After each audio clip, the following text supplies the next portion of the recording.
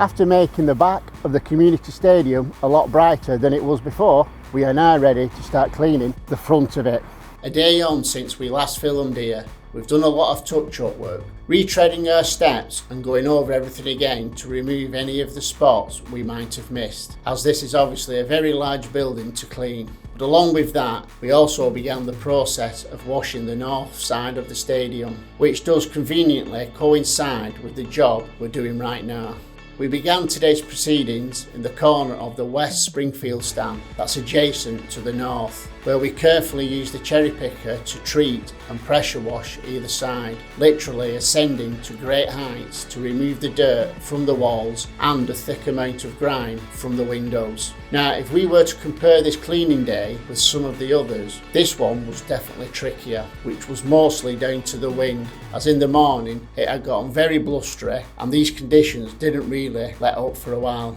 Being extra careful though, we pressed on with the clean, which involved us working our way into the rafters of the stadium to brush down and clear off the muck from the internal pillars, and finally working our way across the upper and lower tiers of the Springfield stand. There is still plenty of pressure washing left to do to get this place ready for both upcoming seasons, but we are currently on schedule and are now going to put our heads down to wrap everything up. Stay tuned for the last episode in this series, because we'll be showing you this place in all of its gleaming glory.